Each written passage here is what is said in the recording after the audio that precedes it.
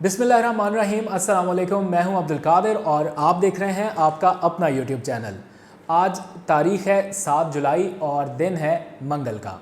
मंगल के रोज़ चूँकि वज़ीर-ए-आज़म की ज़ेर सदारत वफाकी काबीना का इजलास होता है, तो आज भी मैं ये इजलास ही कवर करके सीधा यहाँ पे आ रहा हूँ और आज के इजलास से है कुछ इनसाइड एक्सक्लूसिव इन्फॉर्मेशन आपके साथ शेयर करने के लिए। आज हुकूमत के दो बड़े आमने सामने आए हैं। जी हाँ, ये ख़बर अभी तक किसी टेलीविज़न पर शायद सुनने को या देखने को आपको नहीं मिली होगी, या मेरे व्लॉग के बाद शायद सुनने को मिल भी जाए। आज वज़ीर-ए-आज़म के प्रिंसिपल सेक्रेटरी आज़म ख़ान और मुशीर ख़ज़ाना हफ़ीज़ शेख आमने सामने आए हैं और इनके दरमियान हुई है गर्मा गर्म बहस। ये मामला कहाँ से शुरू हुआ और इसका अंजाम क्या हुआ, बड़ी दिलचस्प तफसीलात हैं आपके साथ शेयर करूँगा। और इसके साथ साथ पानामा 2 की तैयारी, हुकूमत एक बड़ी गेम में है और उज़ैर बलोच की JIT के मामले को लेकर काफ़ी सियासी हलचल आपने देखी होगी, लेकिन हुकूमत एक बड़ी मनसूबाबंदी के तहत आगे बढ़ रही है और उसके नतीजे में जो सिंध की सूबाई क़यादत है वो बंद गली में जाती दिखाई दे रही है।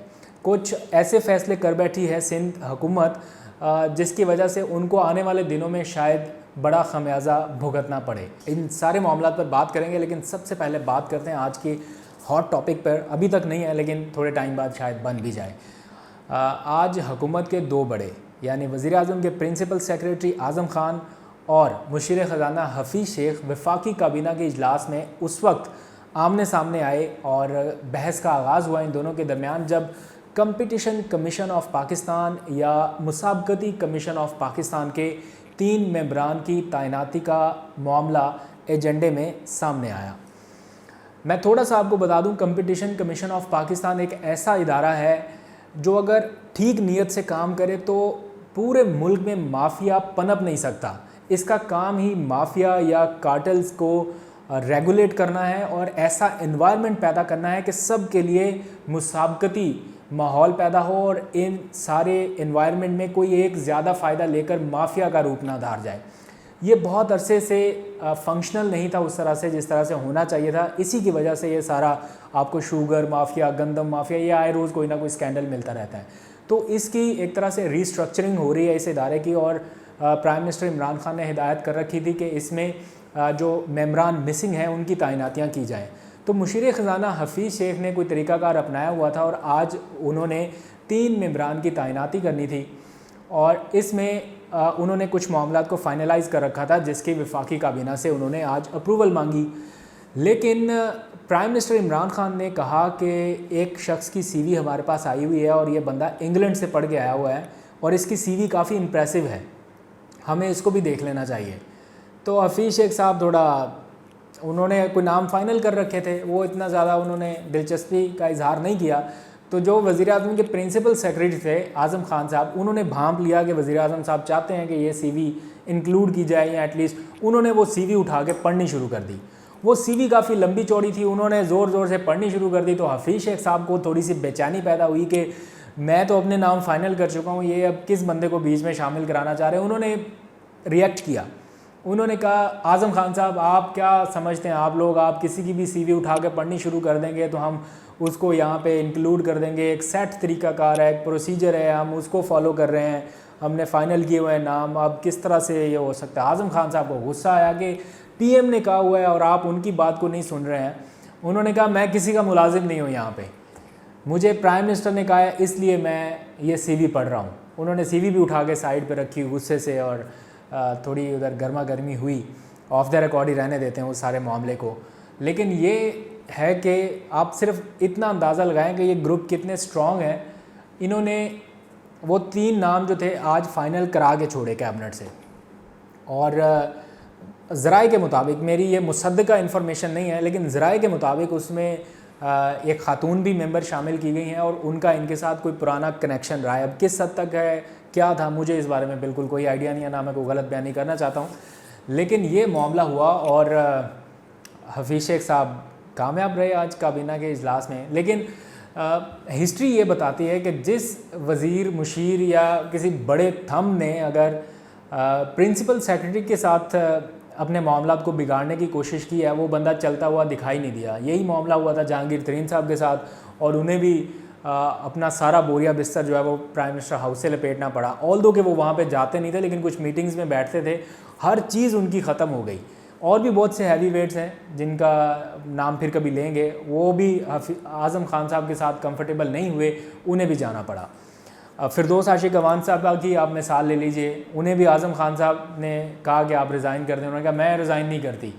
वो प्राइम मिनिस्टर हाउस से बाहर क्या निकली हैं, तो आपको पता है कि उनकी सारी रिपोर्ट्स जो थी ना तहकीकाती, वो सारी लीक हो चुकी थी कि क्या क्या करप्शन हुई है। तो खैर प्राइम मिनिस्टर इमरान खान ने इंटरवीन कराया और इस सारे मामले को ठंडा कराया, लेकिन अब कुछ लोग कहते हैं कि आज़म खान साहब से बच के रहना पड़ेगा हफीज़ शेख साहब को, क्योंकि आज़म खान इमरान खान के बहुत ही क्लोज़ हैं और उनकी रिकमेंडेशन पर बड़े से बड़े फ़ैसले भी लिए जाते हैं। तो हफीज़ शेख साहब अब कितनी देर तक टिक पाते हैं, ये देखना बड़ा दिलचस्प होगा। बढ़ते हैं हमारे अगले टॉपिक की तरफ। JIT है या पनामा 2 की तर्ज का कोई जाल है, ये समझ नहीं आ रही। वफाकी और सूबाई हुकूमत के दरमियान एक टसल बनी हुई है उज़ैर बलोच की JIT रिपोर्ट को लेके, और अब प्राइम मिनिस्टर इमरान खान भी इसमें पूरे इन्वॉल्व हो चुके हैं। अली ज़ैदी साहब ने आज प्राइम मिनिस्टर से वन ऑन वन मुलाकात भी की और प्राइम मिनिस्टर ने ये बिल्कुल सिग्नल उनको दिया है कि इस मामले पे आप डट जाइए, और कोई आपके साथ खड़ा हो ना हो, मैं आपके साथ ज़रूर खड़ा हूँगा। और अब एक तरह से इसको पनामा 2 की तर्ज पर हाइप दी जा रही है, बिल्ड किया जा रहा है, और इसमें कोई शक नहीं है कि सिंध हुकूमत या सूबाई क़यादत जो है सिंध की, वो बंद गली में चली गई है, क्योंकि सिंध हुकूमत को ये लगा कि ये रिपोर्ट्स पब्लिक करने के बाद जो उनकी हर रोज़ बदनामी हो रही थी, आए रोज़ अली ज़ैदी रिपोर्ट्स लहराते थे कौमी असम्बली में, वो सिलसिला बंद हो जाएगा। लेकिन उनको ये मालूम नहीं था कि ये मामला अब सुप्रीम कोर्ट तक जाने वाला है। अली ज़ैदी ये मामला सुप्रीम कोर्ट में लेके जाएंगे, और आप ये मामला बहुत हसास हो गया है, क्योंकि ऐसा हो नहीं सकता कि 4 वफाकी इदारों के अफसरान के उस JIT रिपोर्ट पर दस्तखत हों जो अली ज़ैदी के पास हो, और अली ज़ैदी बग़ैर वेरीफाई किए या क्रॉस चेक किए उसको कौमी असम्बली में ले जाके लहरा दे कि मेरे पास ये रिपोर्ट है। सारी एजेंसियां वफाकी हुकूमत के मातहत हैं, उनमें ISI हो, MI हो, IB हो या रेंजर्स हो। अब इसमें से अगर इनके किसी अफसर ने कोई तहकीकात मुकम्मल की हैं, तो आपको लगता है कि क्या ये रिपोर्ट वफाकी हुकूमत के पास ना आ सकी होगी? और दूसरी तरफ सूबाई हुकूमत ने यह किया कि उस रिपोर्ट को एडिट करवा दिया। अब एडिट कराने का सीन ये हुआ है कि ये अफसरान लेके जाते थे अपनी रिपोर्ट्स सिंध हुकूमत के पास कि ये हमने मुकम्मल कर लिया, आप अपने दस्तखत करें और हमारी जान छूटे इस सारे मामले से। सिंध हुकूमत के पास 2 बार ये JIT की रिपोर्ट गई, लेकिन सिंध हुकूमत ने दस्तखत नहीं किए कि पहले इसको एडिट करें। ये मैं आपको सुनी सुनाई बात नहीं बता रहा हूँ, मतलब किसी इधर उधर से सुनी नहीं, ये ऑफिशियल ज़राए की जानिब से कंफर्म्ड की गई बात बता रहा हूँ कि सिंध हुकूमत के पास 2 बार ये JIT रिपोर्ट पहुँची और उनसे कहा गया कि आप इसके ऊपर दस्तखत कर दें। उन्होंने कहा नहीं जी, आप इसको एडिट करके लाएं तो तभी हम इसके ऊपर दस्तखत करेंगे। अब जो अफसरान थे एजेंसियों के, वो भी लटके हुए थे एक तरह से इसी मामले में कि क्या करें। उन्होंने जनाब अपने दस्तखत करने के साथ जो रिपोर्ट तैयार की थी, एक कॉपी उसकी रख ली और एक कॉपी जो थी उन्होंने सिंध हुकूमत को दी, जिसमें से उन्होंने चीज़ें एडिट कर दी और जनाब उनसे साइन करवा लिए। अब जो रिपोर्ट पब्लिक हुई है ये वो वाली रिपोर्ट है जो एडिटेड है। अब आप मैं कुछ सवाल आम बंदा भी सोचेगा तो उसको समझ आ जाएगी कि JIT रिपोर्ट में सिर्फ जराइम का जिक्र है, किसके कहने पे हुए, किसने करवाए, क्यों हुए, इसका जिक्र ही नहीं है। इसका मतलब यह है कि फिर ये JIT तो नहीं, JIT का तो मतलब ही है जॉइंट इन्वेस्टिगेशन टीम, यानी तमाम इदारों की मुश्तरका तहकीकाती टीम अगर रिपोर्ट में ये भी ना बता सके कि ये जो जराइम थे ये किसके कहने पे हुए, तो फिर वो इंक्वायरी रिपोर्ट तो ना हुई। ये तो बच्चे को भी पता चल जाएगा कि अगर जुर्म का जिक्र है और किसके कहने पे हुआ ये नहीं है, तो इसका मतलब है ये एडिटेड है। आगे बढ़ते हैं। अगर क़यादत के नाम नहीं थे तो इतनी देर तक ये मामला लटका के क्यों रखा गया? उसी वक्त पब्लिक कर देते, क्या डर था? कर सकते थे ना। इस जो हाई कोर्ट थी उसने भी ऑर्डर दिए कि ये रिपोर्ट पब्लिक कर दी जाए। हाई कोर्ट के अहकामात के बावजूद ये रिपोर्ट पब्लिक नहीं हो रही थी। कुछ तो दाल में काला था जो नहीं पब्लिक किया जा रहा था।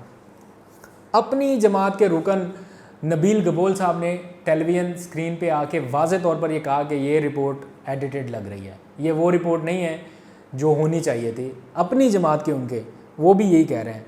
तो दाल में कुछ काला नहीं है बल्कि पूरी दाल ही काली है। फिर अली ज़ैदी को वो रिपोर्ट कैसे मिल गई, ये भी एक क्वेश्चन है। जो रिपोर्ट जिसके ऊपर उन चारों अफसरान के दस्तखत हैं, या तो वो कह दें कि जी ये दस्तखत ठीक नहीं है, उन चारों अफसरान के दस्तखत हैं, इसका मतलब ही ये है कि वो रिपोर्ट कहीं ना कहीं कभी ना कभी तैयार तो हुई थी जिसको बाद में एडिट किया गया। अब ये सारा मामला सिंध हुकूमत के शायद वहमो गुमान में नहीं था कि इतना हाईलाइट हो के ये मामला सुप्रीम कोर्ट जाने तक पहुंच जाएगा। अब अली जैदी ने कहा है, उन्होंने आज प्राइम मिनिस्टर से भी अप्रूवल ले लिया कि वो ये मामला सुप्रीम कोर्ट में ले जा रहे हैं, और अगर ये सुप्रीम कोर्ट में चला गया और सुप्रीम कोर्ट ने बुला लिया उन अफसरान को जिन्होंने ये GIT रिपोर्ट तैयार की और हर सफ़े के ऊपर उनके दस्तखत हैं, तो आप अंदाज़ा लगा लें कि कितनी जल्दी दूध का दूध और पानी का पानी होने वाला है। और ये जो बहुत कच्ची गेम खेली है ना सिंध गवर्नमेंट ने, ये बहुत बुरी तरह एक्सपोज होने वाली है और इसमें बहुत से लोग फंसने वाले हैं, चाहे इसमें कादर पटेल का नाम हो या शर्जील मेमन हो, ये सब के सब फंसने वाले हैं इसमें। अब आने वाले दिनों में देखते हैं ये मामला सुप्रीम कोर्ट में कब ज़ेर समाअत आता है, और अगर सुप्रीम कोर्ट में ये ज़ेर समाअत आया तो ये मामला पनामा 2 से कम नहीं होगा, क्योंकि हुकूमती हल्के जिनसे मेरी बात हुई है वो तो यही बता रहे हैं कि ये पनामा 2 की तर्ज पर हम इसको खेलना चाहते हैं, इसको आगे लेके जाना चाहते हैं। अब देखते हैं सुप्रीम कोर्ट इसका कोई सो मोटो नोटिस लेता है या नहीं। आज हाथ जोड़ के अली जैदी ने अपील तो की है चीफ जस्टिस से कि इसका नोटिस लें, और मेरा अपना दिल है कि इसका नोटिस ज़रूर लिया जाना चाहिए, ताकि जो भी दूध का दूध और पानी का पानी है वो आपके और हमारे सब के सामने आना चाहिए। अपना बहुत सा ख्याल रखिएगा। अब तक के लिए इतना ही, इजाज़त दीजिए। अल्लाह हाफ़िज़।